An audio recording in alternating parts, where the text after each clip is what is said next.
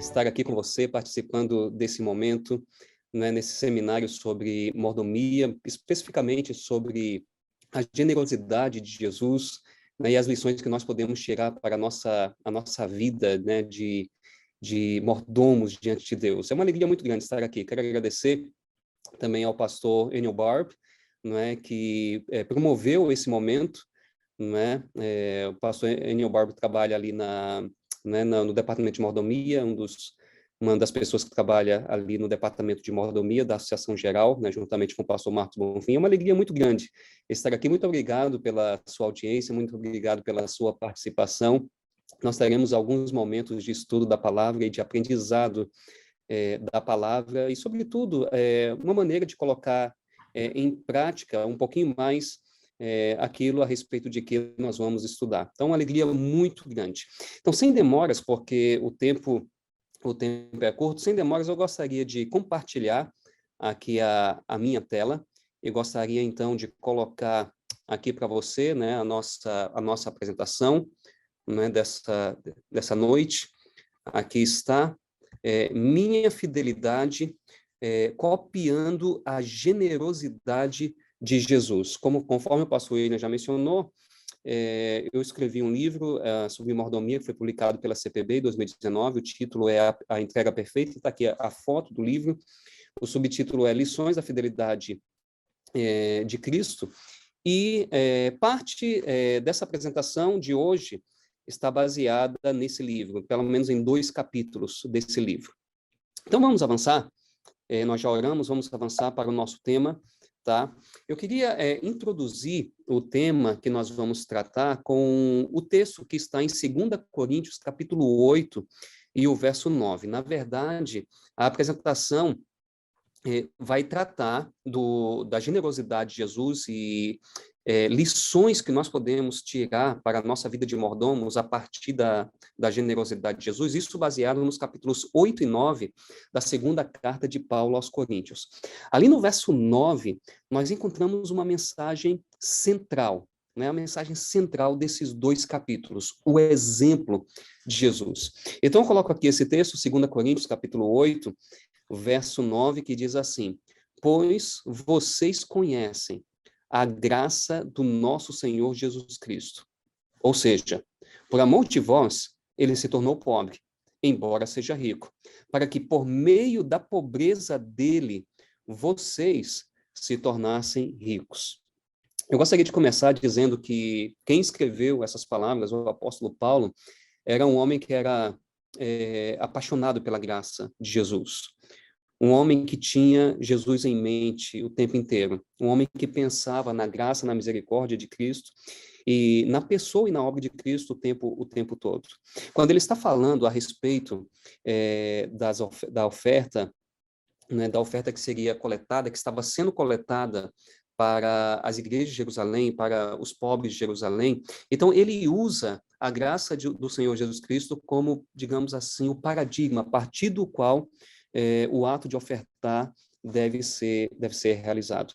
Então, nós encontramos aqui esse texto maravilhoso, pois vocês conhecem a graça do nosso Senhor Jesus Cristo. Ou seja, por amor de vós, ele se tornou pobre, embora seja rico, para que por meio da pobreza dele, vocês se tornassem ricos. Então, Paulo explica a graça do nosso Senhor Jesus Cristo a partir desse ato de Cristo, de, embora fosse rico, haver se tornado pobre. Logicamente, Paulo está aqui se referindo à encarnação de Jesus, né? Uma coisa muito semelhante ao que nós encontramos aqui em 2 Coríntios 8, verso 9, aquela declaração de Paulo que nós encontramos lá em Filipenses, capítulo 2, a partir do verso 5, né? Aquele esvaziamento de Cristo, né? Quando ele veio a esse mundo, assumiu a natureza humana, né? Tomou sobre si a natureza humana, ele viveu e morreu por nós.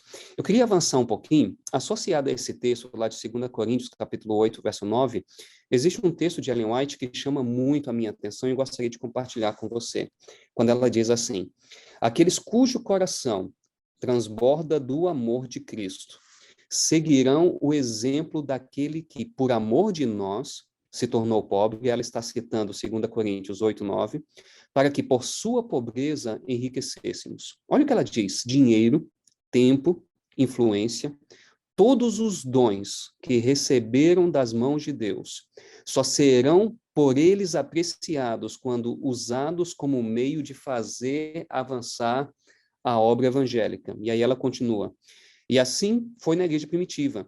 E ao ver-se na igreja de hoje que, pelo poder do Espírito, os membros retiraram suas afeições das coisas do mundo e se dispõem a fazer sacrifícios a fim de que seus semelhantes possam ouvir o Evangelho, as verdades proclamadas terão poderosa influência sobre os ouvintes. O que Ellen White está fazendo aqui nesse texto que está ali em E Recebereis Poder na página 355? Ela está falando sobre o exemplo de Jesus, e ela está mostrando que esse exemplo de Jesus deve ser colocado em prática na nossa vida de mordomos. Cristo é o grande modelo, Cristo é o grande exemplo. E eu queria, então, nessa fala, dividir a apresentação em dois momentos. O primeiro, nós vamos falar sobre o exemplo de Jesus, conforme nós encontramos ali em 2 Coríntios, capítulo 8, verso 9. No segundo momento, nós vamos falar sobre princípios teológicos baseados no exemplo de Jesus. Então, no primeiro momento, nós vamos falar sobre o exemplo de Jesus, rapidamente, e no segundo momento, nós vamos falar sobre 4 princípios teológicos para o ato de ofertar, baseados no exemplo de Jesus. Bom, eu já mencionei que essa apresentação está baseada em 2 Coríntios, capítulos 8 e 9. Eu queria mostrar para você que esses 2 capítulos têm um foco muito grande, tanto na graça quanto na doação. A linguagem de 2 Coríntios, capítulos 8 e 9, é uma linguagem de graça e de doação. A palavra graça aparece ali repetidas vezes, eu vou mostrar para você em instantes. E existe também uma ênfase muito grande no ato de dar. Então, a gente vê que o conceito de graça e o conceito de doação, eles se combinam, eles estão juntos nesses 2 capítulos da Bíblia. Então, esse é um ponto importante que eu quero tratar mais adiante. O segundo ponto, falando sobre a questão do exemplo de Jesus, é esse aqui.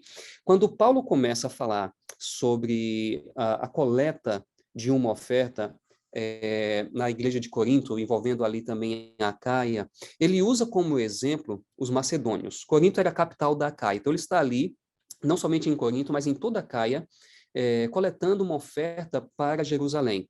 E aí ele começa o capítulo falando sobre o exemplo dos macedônios, porque os macedônios, eles fizeram uma doação, não é? E com muita generosidade. O curioso é que, enquanto Paulo fala sobre o exemplo dos macedônios nos versos iniciais, rapidamente ele salta para o exemplo de Jesus. Então, os macedônios são apresentados como um exemplo positivo, mas os próprios macedônios estão ali somente como uma expressão da graça de Jesus. Isso fica muito claro nos versos 8 em diante, nos versos 8 em diante do capítulo 8.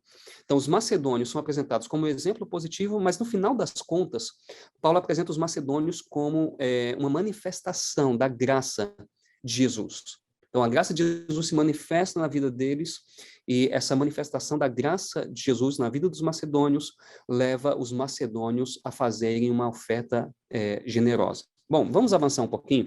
Eu gostaria de mostrar esse quadro aqui para vocês. Nós temos aqui esses 2 capítulos, os capítulos 8 e 9, e eu gostaria de chamar a sua atenção para o capítulo 8, verso 1, e o capítulo 9, verso 15. Os versos que introduzem e finalizam essa seção da segunda carta de Paulo aos Coríntios. Então, nós temos aqui no verso 1, Paulo faz referência à graça de Deus. No capítulo 9, verso 15, Paulo faz referência à graça de Deus novamente, mas dessa vez ele diz: graças a Deus pelo seu dom indescritível. Sabe, existe uma coisa em teologia que nós chamamos de inclusão. Eu vou explicar o que isso significa. Às vezes, o autor, para chamar a atenção para determinado tema, ele coloca uma expressão no início e no fim de uma sessão, de alguma coisa que ele está escrevendo. E é exatamente isso que nós estamos encontrando aqui. Em 2 Coríntios, capítulo 8, verso 1, Paulo usa a expressão graça de Deus, e no capítulo 9, verso 15, que por sinal é o último verso do capítulo 9, Paulo usa a expressão graças a Deus. Então, isso nos leva a crer que todo o material desses 2 capítulos tem foco na graça de Deus. Então, veja, Paulo está falando de uma oferta, mas o foco, na verdade, é a graça de Deus. Por quê? É porque Paulo quer mostrar que o ato de ofertar é um ato que está relacionado à graça divina. Nós só podemos doar porque primeiro Deus deu para nós. E veja quantas vezes a palavra graça vai se repetindo nesses 2 capítulos. Nós temos aqui no capítulo 8, verso 4, Paulo usa a palavra graça. No capítulo 8, verso 6, novamente. No capítulo 8, verso 7. No capítulo 8, verso 9. No capítulo 8, verso 16. No capítulo 8, verso 19, no capítulo 9, verso 8 e no capítulo 9, verso 14. Repetidamente, Paulo está utilizando a palavra graça. E eu preciso repetir essa informação, porque Paulo está fazendo isso. Embora ele esteja falando sobre uma oferta, né, o ato de ofertar, ele relaciona o ato de ofertar à graça divina. E existe uma lição muito clara para todos nós, a partir da maneira como Paulo relaciona o ato de ofertar à graça divina. É que Paulo quer mostrar que nós só podemos doar, nós só podemos ofertar, porque primeiro Jesus fez isso, porque primeiro Deus fez isso. É exatamente esse o conteúdo do capítulo 8, verso 9, quando Paulo diz que Jesus, embora seja rico, ele se fez pobre por amor de nós. E é interessante, se um dia você tiver o privilégio de você pegar o texto na língua em que o texto foi escrito, você vai observar que a expressão por amor de vós inicia a segunda parte do verso. Ou seja, o foco do verso é o amor que Jesus tem para com cada um de nós. E Jesus demonstrou esse amor sendo generoso, entregando a sua própria vida para morrer por nós. Então, Paulo coloca a graça de Jesus, o ato de Jesus de se doar, como o paradigma a partir do qual nós nos envolvemos com o ato de ofertar. Eu queria mostrar para você outro quadro bem interessante. Eu mencionei que o foco desses 2 capítulos é a graça de Deus, tá? Então, Paulo está focando na graça de Deus, mas ao mesmo tempo no ato de doar. Então, graça, o conceito de graça e o conceito de doação são 2 conceitos que estão entrelaçados nesses 2 capítulos. Veja que coisa interessante quando nós observamos aqui no capítulo 8, o verso 1, quando Paulo diz que essa graça de Deus foi dada às igrejas da Macedônia, né? Depois, no capítulo 8, o verso 5, ele diz que os macedônios deram a si mesmos. Depois, no capítulo 9, verso 7, ele fala que Deus ama quem dá com alegria. Depois, no capítulo 9, verso 9, ele usa um texto do Antigo Testamento dizendo que Deus distribuiu, deu aos pobres, e ele diz que a sua justiça permanece para sempre. No capítulo 9, verso 13, a linguagem de doação aparece novamente, quando ele usa o termo generosidade, né, quando ele fala sobre contribuição. E no capítulo 9, verso 15, essa linguagem de doação aparece novamente quando ele finaliza toda essa perícope, quando ele finaliza toda essa passagem, o material desses 2 capítulos, dizendo: graças a Deus pela sua dádiva indescritível. Então, veja que coisa interessante. Paulo começa falando sobre a graça e sobre doação. Vocês veem aqui. Paulo começa essa sessão da segunda carta aos Coríntios falando de graça e falando de doação. Paulo termina essa sessão de 2 Coríntios falando de graça e de doação. E por que Paulo está fazendo isso? Porque o conceito de graça e o conceito de doação são 2 conceitos que estão entrelaçados. Como é que nós percebemos a graça de Jesus? Como é que nós experimentamos a graça de Jesus? Nós fazemos isso, nós experimentamos a graça de Jesus, a graça de Deus, no fato de que Jesus se doou por nós, de que Deus doou o seu Filho por nós. Se você pegar um dos textos mais conhecidos da Bíblia, que é João 3,16, o texto diz: porque Deus amou o mundo de tal maneira que deu. Então, veja que esse conceito de dar é um conceito que está presente fortemente nos evangelhos, no Novo Testamento, na Bíblia inteira, e aqui em 2 Coríntios, capítulos 8 e 9, nós encontramos o conceito de graça e o conceito de doação completamente entrelaçados. Então, Deus doou o seu Filho, Jesus se doou por nós. E agora, o que Paulo espera é que os seus ouvintes, que os leitores, observem esse exemplo de Jesus e coloquem em prática esse exemplo de Jesus. Resumindo, o exemplo de Jesus está ali, no verso 9. Eu gostaria de ler mais uma vez. Pois vocês conhecem a graça do nosso Senhor Jesus Cristo. Ou seja, ele está explicando essa graça. Como é que a graça de Jesus se manifesta? Ele diz, por amor de vós, ele se tornou pobre, embora seja rico, para que por meio da pobreza dele, vocês se tornassem ricos. Então, Jesus se doou e ele tinha um objetivo com isso. Ele gostaria que nós pudéssemos um dia compartilhar com ele da glória celestial. Bom, vamos avançar um pouquinho. E com base nesse exemplo de Jesus, nesse exemplo de doação, nós gostaríamos de falar sobre 4 princípios fundamentais quando nós falamos sobre o ato de ofertar. Os 4 princípios estão aqui. Primeiro deles, motivação. Segundo, planejamento. Terceiro, atitude. Qual é a atitude que nós devemos manifestar ao doarmos, ao ofertarmos? E o 4º princípio é o princípio da unidade. O ato de ofertar promove unidade. Nós vamos verificar esses princípios rapidamente a seguir. Vamos para o primeiro, motivação. Então, nesses 2 capítulos, lá de 2 Coríntios, Paulo fala sobre a motivação que nós devemos ter ao ofertarmos. E eu tenho aqui, pelo menos, 4, digamos assim, exemplos de motivação para o ato de ofertar. O primeiro deles está ali em 2 Coríntios, capítulo 8, versos 1 e 2, quando Paulo fala sobre a graça de Deus. Eu gostaria de ler esse texto com você. O texto diz assim, também, irmãos, queremos que estejam informados a respeito da graça de Deus que foi concedida às igrejas da Macedônia. Então, veja, a graça de Deus. Aí no verso 2 ele diz, porque no meio de muita prova, de tribulação, manifestaram abundância de alegria e a profunda pobreza deles transbordou em grande riqueza de generosidade. Então, qual foi a motivação para os macedônios? A motivação está expressa aqui no verso 1, a graça de Deus. Então, a primeira motivação que nós devemos ter ao ofertarmos é o fato de que Deus manifestou a graça dele na nossa vida. A segunda motivação nós encontramos no capítulo 8, verso 9, que é o próprio exemplo de Jesus. Eu gostaria de ler mais uma vez o verso 9, que diz assim, pois vocês conhecem a graça do nosso Senhor Jesus Cristo.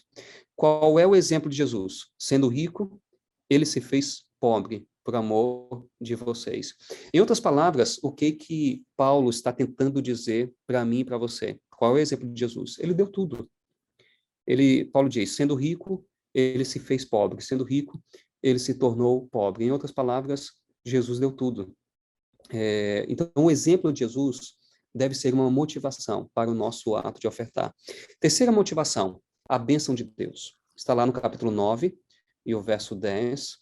Eu vou ler aqui com você, capítulo 9, verso 10, que diz assim, e Deus, que dá semente ao que semeia e pão para alimento, também suprirá e aumentará as sementes e multiplicará os frutos da justiça de vocês. Então vejam, Deus dá semente. O que é isso? É bênção de Deus, tá? Deus supre. O que é isso? É bênção de Deus. Deus não somente dá semente, ele aumenta as sementes e ele multiplica os frutos. Tudo isso aqui é uma linguagem que aponta para o fato de que Deus nos abençoa com muitas bênçãos.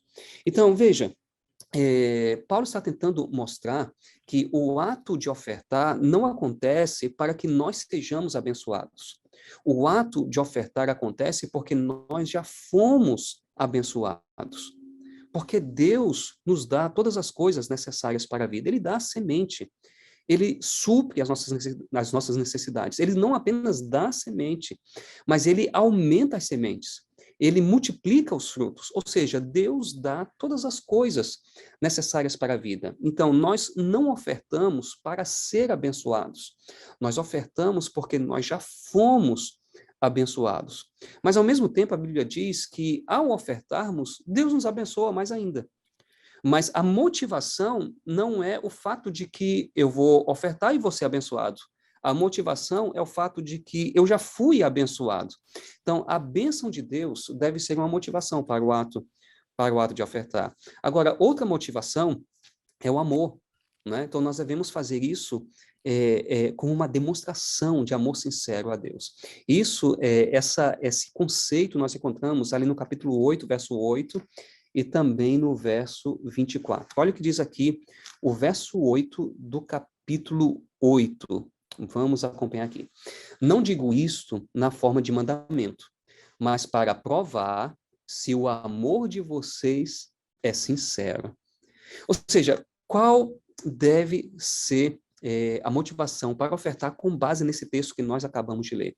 Deve ser o amor que nós temos por Deus. E amor sincero, não somente amor, mas amor sincero.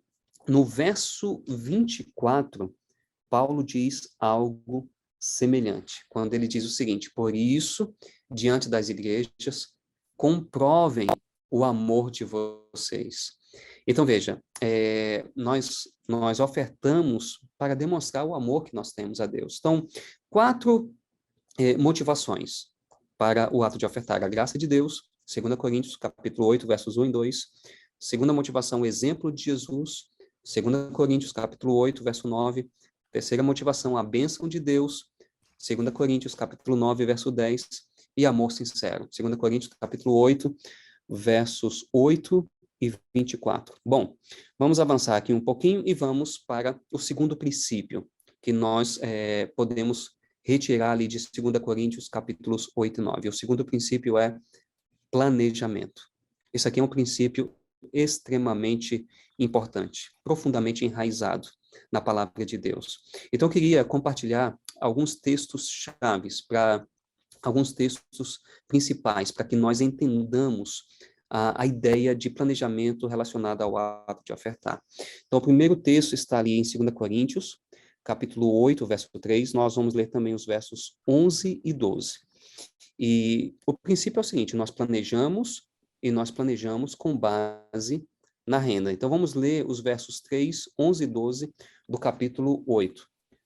Versos 3, 11 e 12. Vamos começar aqui pelo verso 3. Porque posso testemunhar, veja só o que Paulo diz, que na medida de suas posses. Então, existe aqui uma ideia de proporcionalidade, né?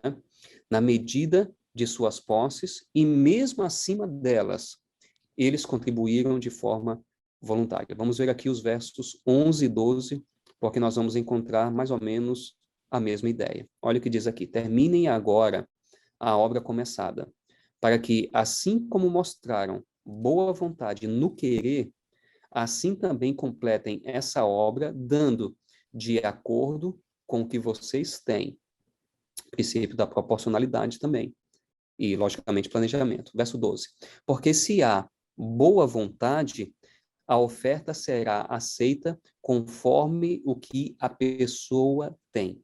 Então, veja, o que esses textos estão mostrando é que o ato de ofertar envolve um planejamento e envolve um planejamento com base na renda. Existe um princípio de proporcionalidade aqui. Então, a pessoa planeja quanto vai dar e esse planejamento, logicamente, deve seguir a sua renda, baseado em sua renda. Segundo ponto sobre essa questão de planejamento é que o planejamento deve acontecer como fruto de uma decisão. Né? 2 Coríntios, capítulo 9, verso 7, a primeira parte, diz o seguinte: segundo tiver proposto no coração. Eu gostaria rapidamente de chamar a sua atenção para a palavra que aparece no texto original, porque é uma palavra formada, na verdade, por 2 palavras. Eu coloquei aqui, né, proairel, o termo que Paulo utiliza lá em 2 Coríntios, capítulo 9, verso 7, uma palavra composta. Airel é um verbo que significa escolher. Todas as vezes que essa palavrinha, somente a palavra airel, todas as vezes que ela aparece no Novo Testamento, ela tem um sentido de escolher. Pró é uma palavrinha que indica anterioridade, tá? Então, nós poderíamos traduzir a palavra proairel dessa forma aqui: escolher de antemão ou escolher antecipadamente. Com isto, Paulo está dizendo que a oferta envolve um planejamento, tá? Porque você deve escolher antecipadamente. Ou seja, o que Paulo está dizendo aqui é que o ato de ofertar não é uma coisa que a gente decide na hora que a gente está na igreja. Então, os diáconos vão passar as salvas, e aí você olha para a sua carteira e você tira alguma coisa ali e coloca na salva. Paulo está dizendo que não é assim que nós devemos proceder em relação ao ato de ofertar. Nós devemos planejar, tá? E esse planejamento, ele deve acontecer de maneira antecipada, não é na hora. Nós devemos escolher o que nós vamos ofertar antes da hora de ofertar, não é? Então, isso passa pela decisão, tá? Inclusive, Paulo diz aqui, segundo tiver proposto no coração, e quando Paulo está falando do coração aqui, Paulo está falando, na verdade, do ser como um todo, do processo de decisão, dos sentimentos, das emoções. Então, é algo que envolve o ser como um todo. Então, o ato de ofertar, ele é fruto de decisão, ele envolve planejamento, e isso deve acontecer de antemão. Ou seja, nós devemos escolher de antemão ou escolher antecipadamente. Aí, em relação ao planejamento, existe outro ponto muito importante. Quando Paulo fala dessa coleta, que é mencionada ali na segunda carta aos Coríntios, capítulos 8 e 9, esse não é o único lugar dentro das cartas de Paulo em que ele fala sobre esse assunto. Por exemplo, lá em 1 Coríntios 16, ele também fala sobre essa coleta, né? E ali no capítulo 16, verso 2, Paulo diz algo que é muito importante. Olha o que ele diz ali: no primeiro dia da semana, cada um de vós ponha de parte em casa, conforme a sua prosperidade. Veja que a ideia de proporcionalidade aparece aqui novamente, né? Ele diz conforme a sua prosperidade, e ele menciona aqui em casa. Veja, o texto anterior que nós vimos menciona que a gente deve ofertar segundo o que a gente propôs no coração. E eu mencionei para vocês que a palavrinha original significa escolher de antemão. Então, segundo o que propôs, significa eu estou em casa, segundo o que nós lemos aqui em 1 Coríntios 16, eu estou em casa e em casa eu faço esse planejamento. Olha só que coisa interessante. Então, esse planejamento é feito em casa, e em casa nós devemos escolher de antemão, ou escolher antecipadamente. Então, veja que esses textos deixam claro que o ato de ofertar não é algo que acontece somente ali na igreja. É um processo que começa em casa. E é um processo que começa em casa baseado na nossa renda. Nós planejamos, tá? E nós planejamos esse processo de ofertar, né? E isso envolve a ideia de proporcionalidade, ou seja, nós planejamos e nós ofertamos com base na renda, tá? Então, o primeiro princípio que nós falamos é o princípio da motivação. O segundo princípio que nós estamos falando é o princípio do planejamento. Vamos agora para o terceiro princípio teológico que nós tiramos ali de 2 Coríntios, capítulos 8 e 9, é a atitude. Qual é a atitude que Deus espera de mim, de você, ao ofertarmos? Então, eu queria chamar a sua atenção para o capítulo 8 e o verso 4. Eu gostaria de ler aqui com você o capítulo 8 e o verso 4. Vou voltar aqui um pouquinho o texto. Capítulo 8 e o verso 4. E o texto diz assim: olha o que Paulo está falando sobre os macedônios e o pedido que eles fazem. Olha o que Paulo diz aqui: pedindo-nos com insistência a graça de participarem dessa assistência aos santos. Então, Paulo está falando que os macedônios pediram com insistência para participar da assistência aos santos, do ato de ofertar. A palavra graça aqui é a tradução de uma palavrinha que possivelmente você conhece, a palavra charis, ou a palavra charis. que significa, logicamente, graça, mas nesse contexto específico aqui, significa privilégio. É tão tal que a Nova Versão Internacional traduziu a palavra charis, ou caris, que é comumente traduzida como graça, traduziu por privilégio. Olha como nós lemos aqui na Nova Versão Internacional. Eles nos suplicaram insistentemente o privilégio de participar da assistência aos santos. Então, veja, qual é a primeira atitude que nós devemos demonstrar ao participarmos do ato de ofertar? A primeira atitude é que nós temos um privilégio. Eu escrevi aqui, é a consciência de que ofertar é um privilégio. Eu queria compartilhar nesse momento um pensamento de Ellen White muito interessante sobre esse assunto, quando ela diz assim: o Senhor não precisa de nossas ofertas. Não podemos enriquecer com as nossas dádivas. No entanto, Deus nos permite demonstrar nossa apreciação de suas misericórdias pelos esforços abnegados para passá-las a outros. Olha o que ele diz aqui, ó. É essa a única maneira em que nos é possível manifestar nossa gratidão e amor a Deus, e não prover outro. Então, veja essa parte aqui. Deus nos permite demonstrar nossa apreciação de suas misericórdias pelos esforços abnegados para passá-las a outros. Em outras palavras, Ellen White está tentando mostrar aqui que é um privilégio o ato de ofertar. E esse é um conceito que está baseado na Bíblia, nós encontramos ali em 2 Coríntios, capítulo 8, verso 4. Então, ao ofertarmos, nós precisamos ter a consciência de que ofertar é um privilégio. É um privilégio que Deus nos concede. Vamos avançar aqui um pouquinho. Outra atitude, voluntariedade. Nós encontramos essa ideia de voluntariedade lá no capítulo 8 de 2 Coríntios, no verso 3, nós vamos ler aqui. Eu vou voltar para a versão Almeida atualizada, que é a versão que eu estou utilizando aqui na apresentação. O verso 3 que diz assim: porque posso testemunhar que na medida de suas posses, está falando sobre os macedônios, e mesmo acima delas, eles contribuíram de forma voluntária. Então, esse aqui é um princípio importante. O princípio, ou a ideia de voluntariedade. Então, nós ofertamos de maneira voluntária. Mas outra atitude, liberalidade e generosidade. Nós encontramos aqui no capítulo 8, verso 3, e no capítulo 9, verso 11. Olha o que Paulo diz aqui. E mesmo acima delas, Paulo está falando sobre a medida das posses dos macedônios, e mesmo acima delas, ou seja, mesmo acima da medida das posses, eles contribuíram. Então, em outras palavras, o que Paulo está tentando dizer aqui é que os macedônios, eles ofertaram com liberalidade, com generosidade.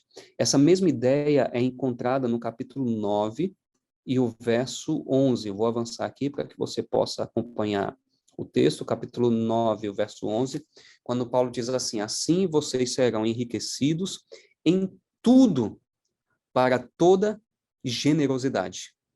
Então, a atitude de doação passa pela generosidade. No verso 13, nós encontramos a mesma ideia, quando Paulo diz aqui: na prova deste serviço, eles glorificam a Deus pela obediência da confissão que vocês fazem do Evangelho de Cristo e pela generosidade com que vocês contribuem. No verso 11, olha só que coisa interessante. Paulo diz que eles foram enriquecidos ou serão enriquecidos em tudo para toda generosidade. Em outras palavras, o que Paulo está tentando dizer aqui é que Deus nos dá para que doemos. Então, Deus nos abençoa para que abençoemos outras pessoas. Então, nós recebemos de Deus para poder compartilhar essas bênçãos com outras pessoas. Esse princípio está aqui no capítulo 9, verso 11 de 2 Coríntios. Mais uma vez, eu gostaria de ler o texto. Vocês serão enriquecidos em tudo. Para quê? Vocês serão enriquecidos. Aqui está a resposta.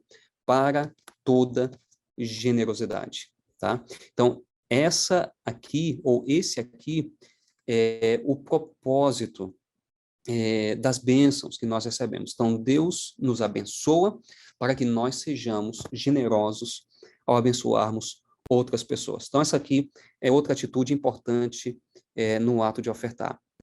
Olha o que Ellen White diz aqui falando sobre esse assunto. Quão grande foi a dádiva de Deus ao homem, e como lhe aprouve fazê-la com liberalidade, que jamais poderá ser excedida. Ele deu para salvar os rebeldes, filhos dos homens, e fazer-lhes ver o seu propósito e discernir o seu amor. Demonstrareis pelas vossas dádivas e ofertas que não considerais coisa alguma demais para dar àquele que deu o seu Filho unigênito. Então, com que liberalidade Deus doou? Deus doou o seu único filho. Essa foi a liberalidade com que Deus doou. Essa foi a generosidade que Deus demonstrou. Ele deu o seu próprio filho. E Deus espera de nós que façamos a mesma coisa. Então, quarta atitude em relação ao ato de ofertar. Paulo fala sobre consagração total. Isso está lá em 2 Coríntios, capítulo 8, e o verso 9. Perdão, o capítulo 8 e o verso 5. Olha o que Paulo fala sobre os macedônios. E não somente fizeram como nós esperávamos, mas, pela vontade de Deus, deram a si mesmos, primeiro ao Senhor, depois a nós. Então, veja, Paulo está dizendo que os macedônios, eles não apenas deram oferta, eles se deram. Eles tinham consciência de que, de fato, a oferta não é o valor, não é o dinheiro. Eles chegaram à conclusão e ao conhecimento de que a oferta é a própria pessoa, ou seja, Deus espera que nós nos doemos. Em outras palavras, nós podemos resumir essa atitude nessas duas palavrinhas aqui: consagração total. Ou seja, Deus espera que nós nos doemos completamente. Quando nós nos entregamos a Deus completamente, então tudo que temos, tudo que somos, tudo vai junto, tá? Então essa é a quarta atitude. E a quinta atitude é alegria e louvor. Capítulo 9, verso 7 e os versos 12 a 13. Capítulo 9 e o verso 7, vamos acompanhar aqui. Cada um contribua segundo tiver proposto no coração, não com tristeza ou por necessidade, porque Deus ama quem dá com alegria. Esse é um texto muito conhecido, nós geralmente utilizamos esse texto, não é? Mas eu gostaria também de compartilhar os versos 12 e 13, porque a atitude de ofertar não deve ser a atitude somente de alegria, mas é uma alegria misturada com louvor, né? Olha aqui o verso 12. Porque o serviço desta assistência não só supre a necessidade dos santos, mas também transborda em muitas orações de gratidão a Deus. Ação de graças, louvor, não é? Então, nós doamos com alegria, nós ofertamos com uma atitude de gratidão e de louvor. No verso 13, nós encontramos a mesma ideia. Na prova deste serviço, eles glorificam a Deus pela obediência da confissão que vocês fazem do Evangelho de Cristo. Então, glorificar a Deus. O que é o ato de ofertar? É o ato de dar glória a Deus. Quando nós ofertamos, nós estamos glorificando a Deus. Então, a atitude de ofertar envolve alegria e louvor. Recapitulando essas 5 atitudes: consciência de que é um privilégio, atitude de voluntariedade, número 2, liberalidade ou generosidade, número 3, consagração total, número 4, alegria e louvor, número 5. Então, ao ofertarmos, nós devemos demonstrar tudo isso, né? Todas essas atitudes. Vamos agora avançar para o quarto princípio teológico, e com isso começamos a caminhar para o final dessa nossa apresentação. Então, veja, o ato de ofertar promove a unidade na igreja. Como é que nós percebemos isso? Quando nós vamos para 2 Coríntios, capítulos 8 e 9, nós percebemos ali que a oferta, ela não é dada aleatoriamente. Então, há pessoas que foram escolhidas, instrumentos de Deus foram escolhidos para receber essas ofertas, né? Isso está ali em 2 Coríntios, capítulo 8, versos 16 a 19 e os versos 23 a 24. Mais especificamente, quando nós lemos 2 Coríntios 8 e 9, nós percebemos que Tito e 2 irmãos da confiança da igreja, eles receberam as ofertas. Isso está lá no capítulo 8, verso 16, no verso 18 e no verso 22. Então, você tem pessoas específicas que foram nomeadas, né, para isso, e, além disso, algo muito importante, a oferta, ela foi dada não a Paulo, e, na verdade, ela também não foi dada a Tito, ela também não foi dada a esses dois irmãos da confiança da igreja. O texto não menciona o nome deles, nós não sabemos quem são, nós só sabemos que são pessoas de confiança da igreja. Mas veja algo importante, e esse texto eu gostaria de ler com você. A oferta, ela é dada à igreja. Tá lá no capítulo 8, o verso 24, e eu preciso ler esse texto com você. Olha o que Paulo diz aqui. Por isso, diante das igrejas, comprovem o amor de vocês e confirmem o orgulho que temos de vocês na presença desses homens. Então, veja só algo muito importante. Então, Paulo nomeia Tito para receber essa coleta. Não somente Tito, mas tem dois irmãos que estão participando desse processo, duas pessoas de confiança da igreja. Mas quando Paulo chega aqui ao verso 24 do capítulo 8, ele não diz assim, diante de Tito e desses dois irmãos de confiança da igreja. Não é isso que Paulo diz. O que Paulo diz é o seguinte, por isso, diante das igrejas. Com isso, nós entendemos que, na verdade, Paulo está mostrando que a oferta não foi dada a Tito, nem foi dada aos irmãos. E a oferta não é dada para o tesoureiro, para o ancião, para o pastor. Na verdade, é para a igreja recebe, como instrumento apontado por Deus aqui na terra. Tá? Então, esse é um princípio muito importante. Existe um instrumento apontado por Deus e isso promove a unidade. Porque a oferta é recebida e a maneira como a oferta é usada, isso não acontece aleatoriamente, né? Então, nós temos a igreja, né, como instrumento apontado por Deus para fazer isso. Veja, aqui, nós percebemos no capítulo 8, versos 13 e 14, que Paulo, ele tenta mostrar um sistema organizado, né, no ato de ofertar. Então, veja, você tem Tito, você tem dois irmãos, e como eu mencionei, isso promove a unidade da igreja. Eu quero ler esse texto, os versos 13 e 14 do capítulo 8. Olha só que coisa interessante, aqui nos versos 13 e 14. Olha o que Paulo diz. Não se trata de fazer com que os outros tenham alívio e vocês tenham sobrecarga, mas para que haja igualdade. E aí, no verso 14, ele vai falar também sobre a igualdade, para que haja igualdade. Ou seja, o ato de ofertar promove unidade quando ele é feito corretamente. Né? Então, 2 Coríntios, capítulos 8 e 9 mostram, esses dois capítulos mostram que Deus tem um instrumento na terra, Deus tem a sua igreja na terra para receber, né, as ofertas e verificar, decidir a maneira como esse dinheiro deve ser utilizado. Então, isso promove a unidade, porque isso não é feito aleatoriamente, né? Então, isso promove a unidade. Além disso, um ponto muito importante, quando nós falamos sobre a unidade promovida pelo ato de ofertar, a gente percebe quando a gente vai para Romanos, que é outro texto onde Paulo fala sobre essa coleta que aconteceu para a igreja de Jerusalém, Paulo demonstra que ele queria ver uma unidade entre judeus e gentios. Na verdade, ele tinha essa unidade entre judeus e gentios em mente. Eu queria ler esse texto com você. Romanos capítulo 15, versos 26 e 27. Olha o que Paulo diz aqui. Porque a Macedônia e a Acaia resolveram levantar uma coleta em benefício dos pobres dentre os santos que vivem em Jerusalém. Então você tem aqui os dois lados da igreja. Você tem judeus, você tem gentios.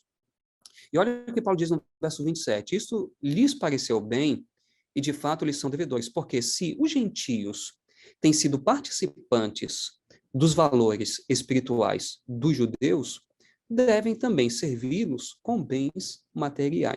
Olha só que coisa interessante.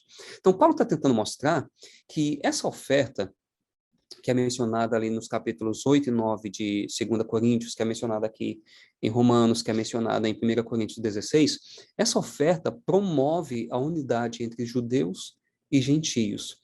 Então, a gente percebe a partir desses textos que unidade é um princípio fundamental do ato de ofertar. o ato de ofertar, quando ele é feito corretamente, o que acontece? Isso promove a unidade da igreja. Então, nós falamos sobre 4 princípios, né? Nós falamos sobre motivação, nós falamos sobre planejamento, nós falamos sobre atitude e nós falamos sobre unidade, né? Então, com isso em mente, vamos avançar um pouquinho.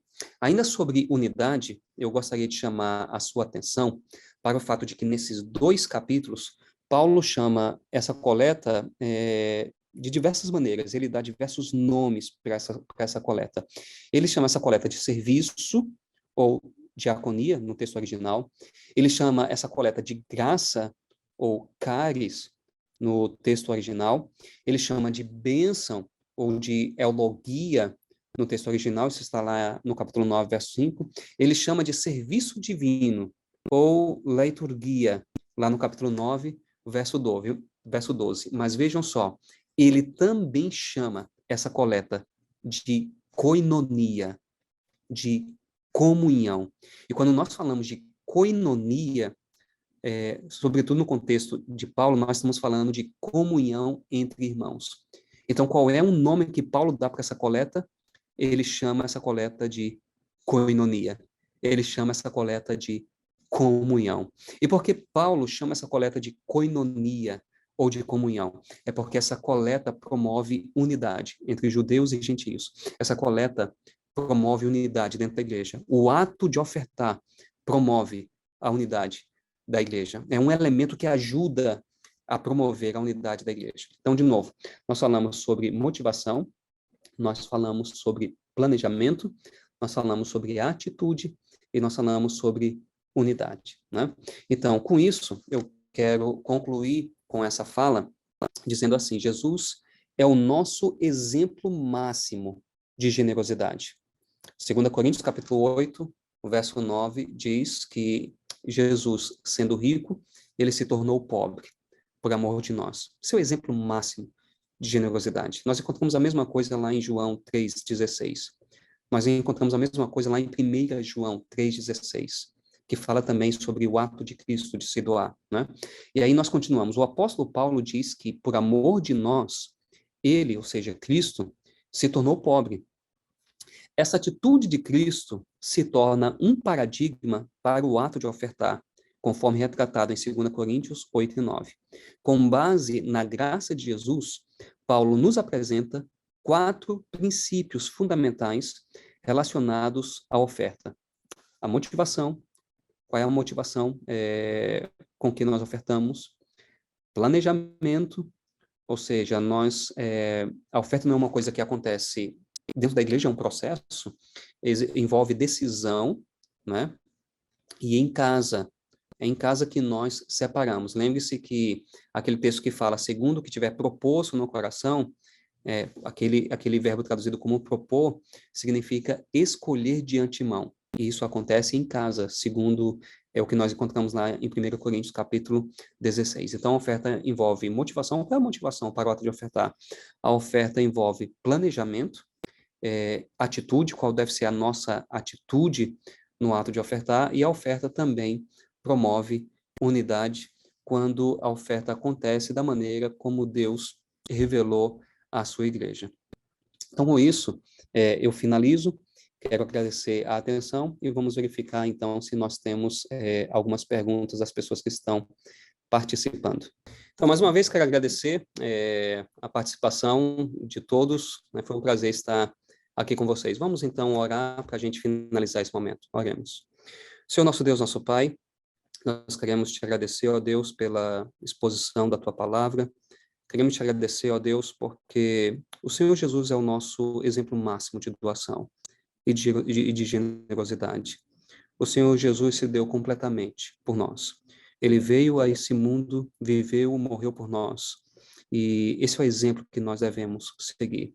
Ao pensarmos no ato de ofertar, que nos lembremos, ó Deus, que Jesus deu tudo. Ele deu a própria vida. E que esse exemplo dele seja colocado em prática na nossa vida constantemente. Nós nos entregamos nas tuas mãos, pedindo a tua bênção, a tua direção, e pedindo a Deus que o Senhor nos dê forças para que possamos, então, manifestar a mesma generosidade que Cristo demonstrou, e que com isso possamos fazer avançar a pregação do Evangelho, que Cristo volte para nos tirar desse mundo e nos levar para a pátria celestial. Nós os colocamos nas suas mãos, rogando mais uma vez a tua bênção sobre a nossa vida. Oramos agradecidos em nome de Jesus. Amém.